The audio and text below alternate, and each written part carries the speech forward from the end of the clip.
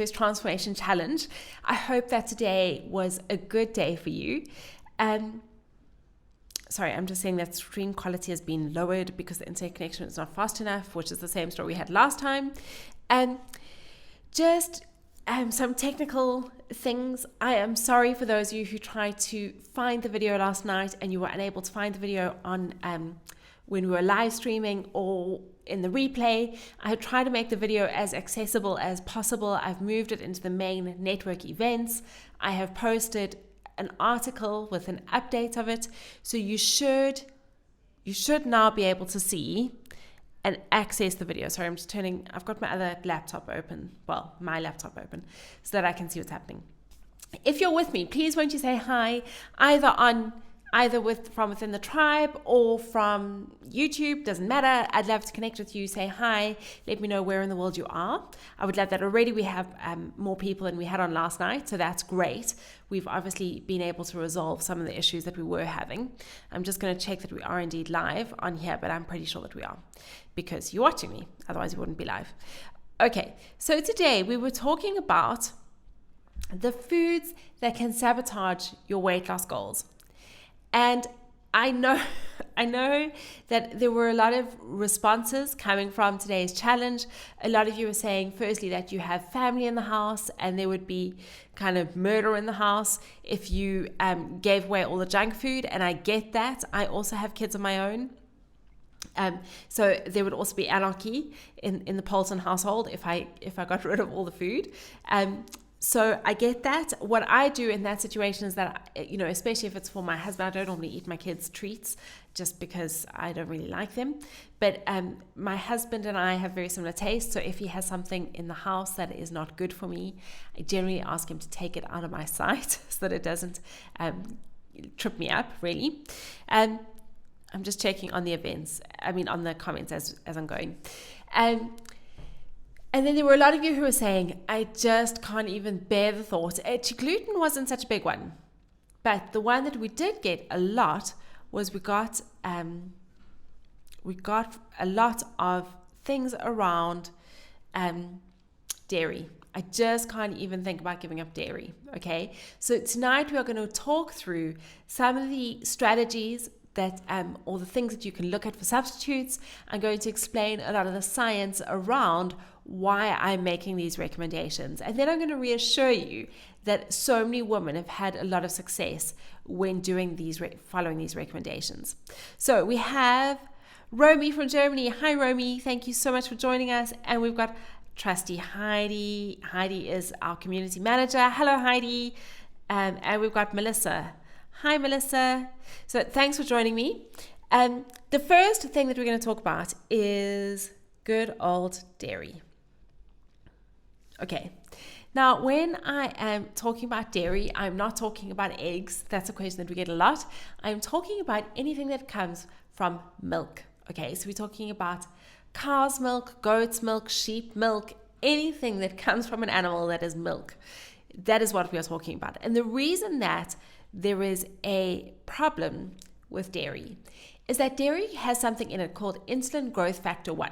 Okay, now IGF-1, its main job is to promote growth in newborns. That's why if you think about how small a baby is when they're born, by the time they are 1, they have more than doubled their weight in that first year of life. And that is largely down to the IGF-1 that we find in dairy. Hi, Jenny.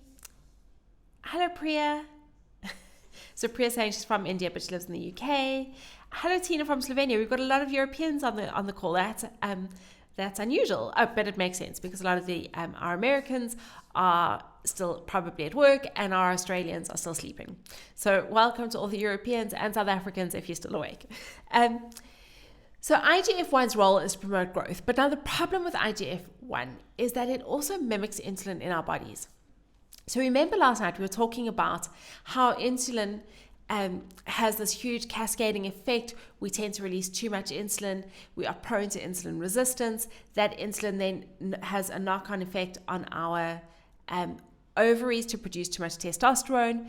Now with IGF-1, we are mimicking that whole reaction with the IGF-1 that comes in milk. So that is one of the reasons that I recommend giving up milk. Now, if if you are reluctant to give up milk or dairy products. Now, there are a couple of things that I want to add to that, but I know that women who have given up dairy immediately see, or generally within a week, you can see an improvement in your skin. So if you're struggling with acne, dairy is very often the culprit. So that you should see an improvement in that. And if you struggle with bloating, you carry some of that extra heaviness and that feeling of discomfort after eating, that is very often caused by dairy. So bloating and inflammation should really reduce when you give up dairy. Now, the other thing that I wanted to mention is cheese. Okay, so I found this. This is from a program called Schitt's Creek, which is quite funny. But this, what has gotten into you? Have you been eating cheese? Now, the thing with cheese, okay, in particular, is that cheese is, so for some reason, and researchers don't know why, cheese produces a really big insulin response. Okay, so cheese does not have a lot of carbohydrates in it. So you wouldn't think that you would need so much insulin to process cheese. But it requires a lot of insulin. It induces this huge insulin response, even though there was very low carbohydrate. So that, apart from the IGF-1, is why I recommend avoiding cheese. Now, you might be thinking, what can I do? And for some of you, this when we posted this morning, you were saying, I absolutely can't give up cheese. It's not going to happen. I can't give up dairy. I have some suggestions for you. The first thing is to go and find some dairy-free alternatives. Now, there are amazing milks on the market. I really like almond milk. That is my kind of dairy alternative milk of choice, is almond milk. There is cashew milk. There is oat milk. There is rice milk. There are so many different milk substitutes. And I would start with one meal. So say you have cereal for breakfast in the morning. Firstly, try and think about how you could change your cereal in the morning, because cereal is not going to be ideal for PCOS. We're going to talk about that later. But think about, so say you have milk in your coffee. Start with that. If that is like, I absolutely can't give up my cup of coffee and I need to have some kind of milk in it, explore the different kinds of milks and see what you like the best. Some of them are, some of the brands you can get like barista coffee as barista milk. The one caution I have is that there are a lot of extra additives in that, but it tends to be richer and creamier than other almond milks. But start experimenting. Think of it, and I say this to my children. We were in Italy just before we moved to South Africa. We were in Italy for a wedding. And I said to my children, this is a food adventure because we are going to be trying lots of new things. So I want to encourage you to see this as a food adventure. We are going exploring and we are going to find some amazing foods out there. This is not about deprivation. This is about kind of giving our body that we need to be at its optimum and enjoying it along the way. This is not about deprivation. There are so many coconut yogurts. There are lots of cashew-based, nut-based cheeses. I know if you are in America, I think it's Hills. Heidi, you can correct me if I'm wrong. I think it's the Hills brand that has that is nut-based, and there are so many assortments of that. There are certainly assortments of cheeses that I can get in South Africa. So I know that you will be able to find a dairy-free alternative. Now, before you say, what about lactose-free? Because I can hear the question already. Lactose and IGF-1 are two different things, okay? Lactose is a hormone, not a hormone, it's a protein that is present in milk, and people who are lactose intolerant react to that protein. IGF-1 is something completely different. So even lactose-free products are still going to have IGF-1. That is why I recommend avoiding dairy. Okay, so somebody's saying that I've just come live, but I feel like I've already missed part of it. Don't worry, sometimes it happens on YouTube. You can absolutely rewind to get back to the beginning and it will be live on replay. But to catch you up, we've just started talking about dairy and why I don't recommend dairy. The only dairy product that I do have is I have pasture-raised, grass-fed butter. And obviously the butter is not grass-fed, but from cows that are grass-fed, and my favorite is Kerrygold. The reason that I have butter, firstly, is that the dairy content in butter is actually very low. So the IGF-1 content is going to be very low, and you get a lot of really good vitamins and butter that you find that is hard to get elsewhere. I would recommend getting a good quality brand like the Kerrygold is a good quality brand. So that's why I use that, but see if you can find any other grass-fed butter. Okay, so Priya's saying, what about yogurt made from milk? It's a good source of probiotics. Should I give it up as well? So Priya, absolutely, yogurt is the same thing. Yogurt is the same story. It does have a lot of IGF-1. There is some discussion around is the fermentation process, does that alter the IGF-1? And the research is still a little bit unclear on that. So I do recommend avoiding yogurt. If you're going to have a yogurt, maybe firstly try and decrease the amount of yogurt that you are having. I know you probably call it yogurt in the UK. Try and decrease the amount that you are having, and also be very careful about what kind you are having. So if you're going to have yogurt, which again I recommend avoiding, but if it's something that is like an essential for you, then I would really recommend that you go for a Greek style or a full fat. Make sure that you get a full fat one. Don't go low fat, because they pile in loads of extra sugar to make it taste nicer, and that will just throw your insulin out. But I do recommend giving up yogurt. There are other alternatives. So firstly, taking a good probiotic is a good alternative.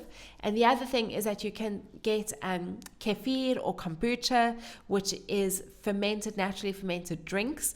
They do have a lot of sugar when you initially start the drink, but you put in various cultures, and the cultures digest the sugar, and that results in a probiotic drink. So that is a dairy-free alternative, and again, it is quite readily available. I would recommend making it at home if you can. It's very easy, and you basically have to neglect it for a couple of days, and you get your probiotic drink. Okay, so that's what I wanted to say about dairy. Now, if you have any questions about dairy, please feel free to post them. Otherwise, tag me, tag Heidi, and we will absolutely answer your questions. But that was the first thing that I wanted to address about dairy.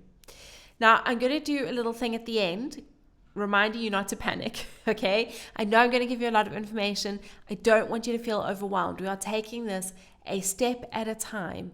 And I think that I said this in the email today, that we have to remember that this is for life, okay? Unfortunately, we have PCOS for life. This is not going to go away. So we need to find ways that we can manage this over the long term.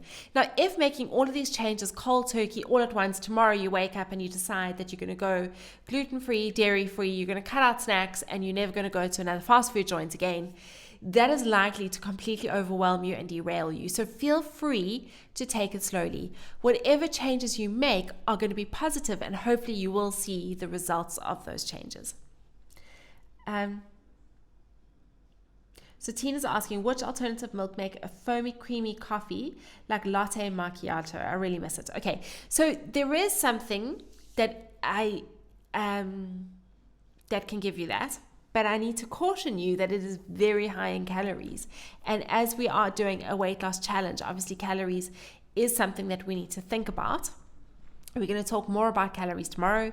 But if you've heard of bulletproof coffee is a combination of coconut oil or MCT oil and some spoons of butter, and you literally stick it in a blender with the coffee, and it makes a delicious, really creamy coffee. And I think, Tina, you're going to have to find you're going to have to experiment with brands and see if you can find a barista type dairy-free alternative, because that will give you the coffee, the creaminess. But it is going to be specific to brand. So you're going to have to experiment. I'm sorry that's not very helpful. The next thing we're going to talk about is gluten. Now, I did laugh at this. My husband actually does have celiac disease, and so that's the wrong thing. He is gluten-free. We are a gluten-free household. That's a lie. My children still have gluten. My husband and I are gluten-free. But this is the reaction that we get a lot of the time. I do know what gluten is. Gluten is a vague term. It's something that's used to categorize things that are bad. Okay, so often we think that all things that contain anything that's bad, it must have gluten. Now, gluten it's a protein that is found in a lot of grains, not all grains, some grains. It can be found in barley. It's found in definitely in wheat, and gluten. It's the substance that gives dough its stickiness. Okay, so the pizza bases, when you see them throwing the pizza bases in the air and stretching them out, it is the gluten that gives them that stickiness and that stretchiness. But the problem with gluten is that it is known to cause inflammation in our bodies. Now, I will be honest with you, the scientific evidence or the medical research on the link between gluten and PCOS is not strong, but there is a lot of anecdotal evidence about PCOS and gluten. There were a lot of naturopaths or functional medicine, integrative medicine practitioners or functional medicine practitioners who have linked gluten with inflammation and PCOS. Now, this is something that we really need to talk about because women with PCOS have higher levels of inflammation anyway. Okay, now what I mean by that is that if you and I went to have a blood test today, there are C-reactive proteins, they are called. There are inflammation markers in our bloodstream, and you would find that we all have slightly elevated inflammatory markers. That means that we are chronically inflamed all the time. Now, I'm not talking about you slam your finger in the door and your finger swells up. That is acute inflammation. I'm talking about general inflammation. And some of you, I saw that there was a discussion earlier around pain and pain in your joints, aches and pains. That is inflammation. Okay. Now, we already have this inflammatory response happening within our bodies. We add gluten into that inflammatory response, and we have even more inflammation. So we have more aches and pains. Not only that, though, when there is general inflammation in your body, you need more insulin to do its job effectively, which means that you become more insulin resistant. Now, think back to last night. We spoke about the more insulin resistant you are, the more insulin is being produced by your body, the more fat storage you have going on, the more testosterone is being produced from your ovaries. It's really not a pretty picture. And that is why I recommend eliminating gluten. Okay. Now, there is gluten in lots of places that you wouldn't necessarily think to find. I think especially because my husband, I become well versed in all nutritional labels. But if you find anything with malt or barley, that is not going to be gluten-free. A lot of soy sauces have gluten in them. You will find gluten in a lot of sauces. Some of our spices in South Africa even have gluten. So it is important that you start reading the nutritional information. And it's important just generally that you know what you are eating. So that is what I want to say about gluten. I haven't had any questions about gluten. And the one thing that I wanted to say, and this is going to tie into what we're going to talk about next, is that I don't want you to feel like you have to rush to the gluten-free aisle of your store.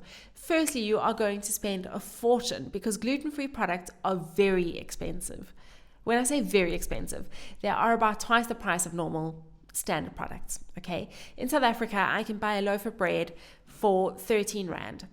I have to go to a very specific shop to buy gluten-free bread, and the gluten-free bread is a much smaller loaf, and I can get it for 50 or 60 Rand. So in South Africa, it's almost 6 times the price of regular bread. So firstly, don't waste your money on gluten-free products. Secondly, they are very highly processed. If you have a look at the back of a gluten-free box, you will see that they have things like rice flour, oat flour, very highly refined flours, and that is going to knock your insulin levels sky high. So I would think about avoiding the gluten-free aisle, and we're going to talk about some alternatives, especially tomorrow. We're going to be talking about what should be on your plate. So we're going to think about how we can replace those things. Okay, now let's talk about processed foods. Now, this discussion always comes back to insulin. You may have picked up the common trend, it always comes back to insulin. And the problem with processed foods is that something has been done to them, which makes it much more easy for our body to absorb them. So those foods are very quickly absorbed in our bodies. The carbohydrates or the glucose in that food hits our bloodstream very hard, very quickly, and it causes this massive spike in insulin. So we need a lot of insulin to be released to deal with that sugar. that massive spike of insulin then causes all of that sugar and carbohydrate to be absorbed. But remember, we're also producing too much insulin and we are crashing. As soon as insulin levels crash, what happens? Cravings kick in, anxiety kicks in, hunger, shakes, sweating. I've been there. I know what it's like. And in fact, that is very much the symptoms that my husband gets when he is hypo, when his blood sugars are too low. Okay? And that sets into motion this huge penduluming of our insulin levels. And that is going to exacerbate your cravings. So what we're aiming for is we're aiming for foods that are as whole and as unprocessed as possible. If it has come out of the ground or if it has eaten something from the ground, that is the way in which you want to eat foods. If you are looking at your ingredients list, as we spoke about earlier, and there are 10 different ingredients, half of them you can't pronounce because it's some chemical, it is not good for you. You should be avoiding that kind of food. So I know that it is difficult. That's not what I want to share with you. I know that it is difficult because there is junk food everywhere. Junk food is inexpensive. It is easy to get to when you go into a grocery store, even at the checkout aisle, certainly in South Africa. What's at the checkout aisle? But the sweets and the chocolates, all the junk food, nothing healthy. And it is often a go-to when you're on the run. Somebody was posting earlier and saying that they have a really busy job and they travel a lot for their job. And so junk food is, or kind of takeout and fast foods tends to be what she eats a lot. So I want to caution you on that. Okay, so we've spoken about dairy, we've spoken about gluten, we've spoken about processed foods. The last thing that I want to talk to you about is snacking. I was waiting for a drum roll, but I'm not very good at those kinds of things, so I'm not going to embarrass myself by trying to do a drum roll. Okay, so snacks. Let's talk about snacks. Okay, I distinctly heard the word snacks. And if you are like my children here, even if it's the rustle of some kind of paper, they're like, there must be snacks, and they'll come running. Okay, so I don't recommend snacking. And the reason is that, again, if you're thinking about insulin, why would we want to keep our insulin levels constantly elevated by snacking in between meals? Okay, so thanks, Heidi. Heidi's bringing up the Mighty Networks, and I am getting too involved. So I will pick up the soy question. Thanks, Heidi. If you wouldn't mind popping any other questions through, that'd be helpful. Okay, thanks, Jen. I see your question now. Okay, so snacks. Why would we want to keep our insulin levels constantly elevated? When our insulin levels are constantly elevated, your body is going into fat storage mode, okay? It is constantly storing fat. Snacking is not allowing your body.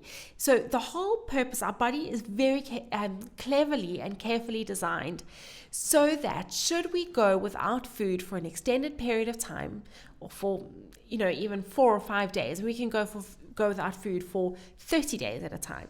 If you were to go without food, your body has a mechanism where it's going to kick in and it's going to stop storing fat, and instead it's going to start accessing that fat.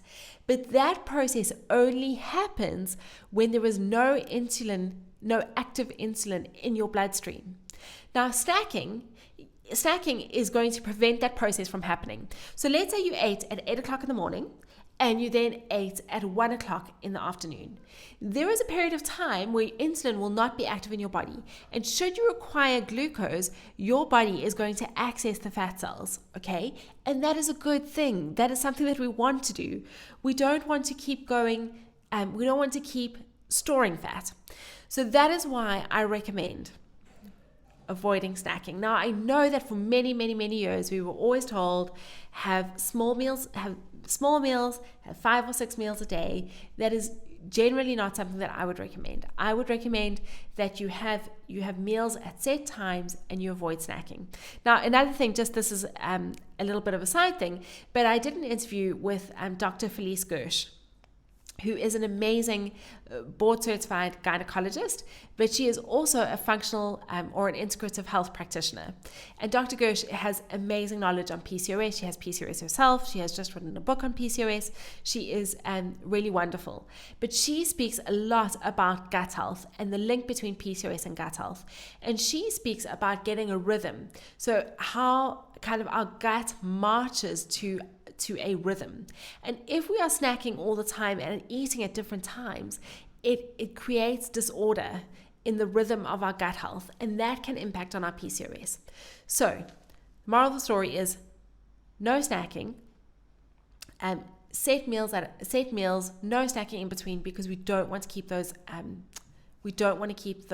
insulin levels elevated. Okay. Now, I'm going to quickly answer the question that Jen had about soy products. I just want to quickly see what the whole question was, Jen. So Jen was asking, what about soy milk and soy products? The information that is available seems conflicting. Yes, absolutely, Jen. The information that is available is very conflicting. Okay, and I have recently been rethinking soy, but I will tell you my hesitations of soy. Firstly, I have not recommended soy products for the last 10 years. And the reason being is that there has been a lot of research that shows that high levels of soy or a diet that is very high in soy products can delay ovulation in women with PCOS. And my thinking is, we already have problems with delayed ovulation. So many of us have an irregular cycle. Why would we want to exacerbate that by delaying ovulation even further? So that's the first hesitation that I have. But very recently, I have been doing more research into the soy debate. And there is a piece of research that shows that women, so there are two things. Firstly, BPA, which is biphosphonates A, is a product that is found in a lot of plastics. It is an endocrine or hormone disruptor, which means that it is going to cause havoc with your hormones. But it is in so many of our plastics. So you will see, I'm sure you'll see if you go to, if you want to get a new water bottle, for example, that you would hopefully be looking for one that says BPA free, okay? So women with PCOS have been found to have really high levels of BPA in our bloodstream. If you compared us to a woman without PCOS, we would have more BPA than the woman without PCOS. And regular helpings of soy have been shown to counteract the BPA in our bloodstream. And that then has a knock-on effect on fertility. It has been shown to improve the fertility success rates of women who are undergoing IVF. So Jen, I think the answer to your question is, if you are going to have soy, make sure that it's non-GMO, okay? So we don't want genetically modified. We want to try things organic as possible. You want to find high quality soy, so things like fermented soy like tofu, soy sauce. I would consider including it in moderation. If you're going to be having milk on a very frequent basis, soy milk on a frequent basis, I would maybe recommend going for one of the alternatives like almond milk or oat milk.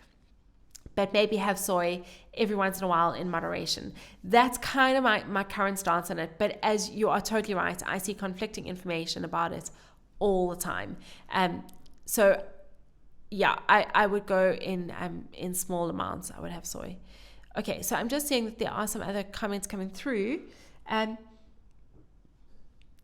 Zyralyn is saying, I hope I'm saying that right, what are the best eating times? Can we please talk about that on Thursday? On Thursday, we're going to talk about time-restricted eating and intermittent fasting, and we can absolutely talk about eating times and the timing of your meals, because there's some really interesting research around when you should have the most calories in your day and how you should time your meals. So if that's okay, I'd like to just keep that for Thursday. We'll chat more about it then. Do you have any more?